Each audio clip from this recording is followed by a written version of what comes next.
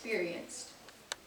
And they experienced it because they were members of one of the vulnerable groups in society. They were all women.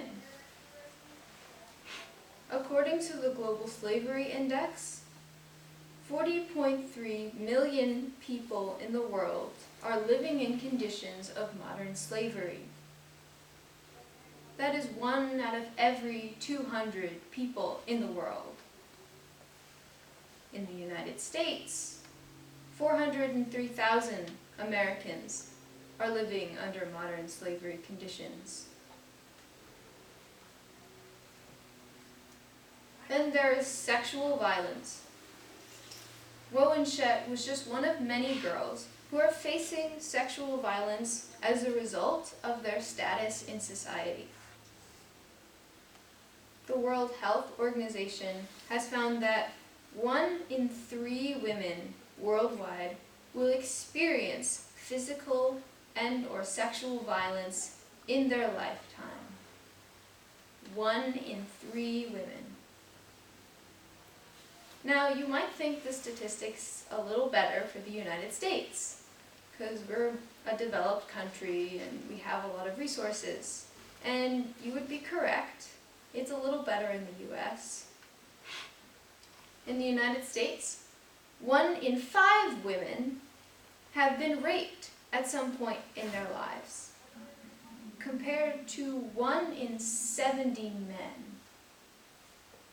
Every 5th woman has had someone look at them with little value for their physical and mental well-being. This disparity between men and women, which doesn't even account for people falling elsewhere on the gender spectrum, is evidence of a disparity, of a power struggle, of the injustice that is being perpetrated. But is this really so shocking when there is an entire $150 billion economy focused on this sort of violent subjugation? Mom and Mina were subject to sex trafficking. It is the profitization of someone's body. All that they're valued for is what their body can do for someone else. Sex trafficking is an atrocity that rests at the intersection of sexual violence and modern slavery. So yes, these things are happening in faraway places, but I had to dig to learn about them. It's not on the news. We're not reminded daily about these problems. But how do we care about something so abstract and far away? How are we supposed to fix these issues when they're happening on the other side of the earth? Well, I'm here to tell you that they're not happening so far away. Here in North America, we are not immune to the horrors of human trafficking for the purpose of commercial sex and for forced labor in agriculture, in domestic jobs, in manufacturing and other industries. While there is a limited commercial sex industry where consensual exchange occurs and the person offering sexual services has the power to control what's happening, there is little regulation here, little protection, and this is often criminalized.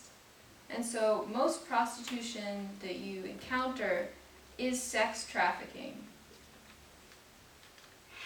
But human trafficking, which is known as modern slavery, is very much alive. Thousands of people are stripped of their value as human beings and are exploited for sex and manual labor in North America. For me, it's easy to forget that this is a reality for millions of people, because I'm in this safe and nurturing environment.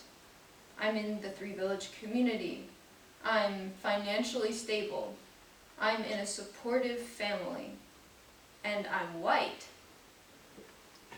All of these factors, while not being enough to shield everyone from human trafficking, are definite factors that protect me from being trafficked over someone else. So who's at the greatest risk for being trafficked? The people at greatest risk often have a history of sexual and physical abuse. Their community or their family may be unstable. They may be in foster care and not have a safe home that they really connect with. Many times the victims are in poverty and they're looking for a way out. Often they're homeless and they don't have the resources to protect themselves. But sometimes victims of human trafficking are just like me, or any of you, or your children. Traffickers will promise jobs in modeling, in domestic work, in restaurants, in factories, in construction, and instead they may bring their victims to brothels or sweatshops. Or it could be that the place that they become employed exploits them by withholding fair wages, or demanding long hours, or forcing the victim to provide services against their will. The trafficker will prey on vulnerabilities. This could be economic vulnerabilities or emotional instability. The traffickers will use psychological manipulation. They will lie. They will create dependencies with emotions or with drugs. They'll create threats. And this means that a victim does not necessarily have to be kidnapped to be ensnared in human trafficking. So, who are the perpetrators here? It's true that pimps and gangs are the ones who are trafficking humans, but it can also be employers of domestic servants. It can be small business owners or large factory owners. And it can be family members that could all perpetrate human trafficking. Polaris, which is an organization fighting human trafficking in the United States, found that the majority of sex traffickers are family members or intimate partners. But none of this would exist if there was no fuel for this economy, if there was no customer on the other end. So, who's fueling the economy? The people who buy sex in the United States are everyday people. They are workers, they're parents, they're people traveling for business, which is connected to sex tourism, where someone can travel abroad to a different country where prostitution is not criminalized and not stigmatized in society. Some people do not realize that they are contributing to human trafficking through the things that they buy and the businesses that they're supporting that use forced labor to either extract resources or to construct their product. So where is this happening? Human trafficking is not necessarily happening in a brothel. Sex trafficking can occur in hotel rooms, highway rest stops. Some victims are locked in their traffickers' houses. Human trafficking happens in shops, in factories, in massage parlors. There are 50 alleged massage parlors on Long Island that are connected with human trafficking. Human trafficking is hidden in plain sight, and the victims are threatened and intimidated so that there is little to do, that to help them get out on their own. Human trafficking is a problem here in North America, and it's a problem in the United States. It has always been a problem in the United States. The United States, the large portion of our economy was built on human trafficking, but it just goes by the name of slavery. Human trafficking remains part of our past and our present. But it's even closer than you might think. Long Island is one of the top 20 hubs for human trafficking in the United States. One of the top 20 hubs for human trafficking is our safe little island. The Victims Information Bureau of Suffolk County reports that most victims here are Central American women who are exploited in domestic work, in factories, or through prostitution. And the evidence is here if we look for it.